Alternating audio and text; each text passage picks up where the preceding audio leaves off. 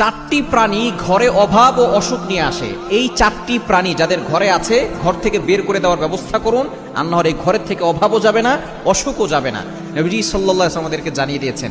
Number 1, এক number হচ্ছে টিকটিকি।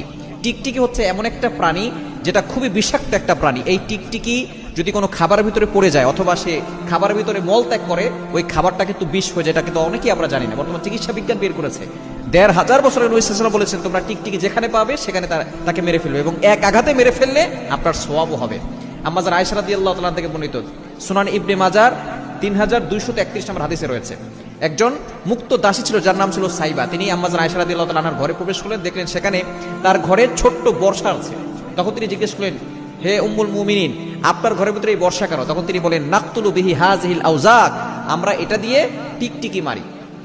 কেন মারা হয়? তখন তিনি বলছেন, নবী সাল্লাল্লাহু আলাইহি ওয়াসাল্লাম জানিয়ে দিয়েছেন, যখন ইব্রাহিম আলাইহিস সালামকে আগুনে নিক্ষেপ করা হয়েছিল তখন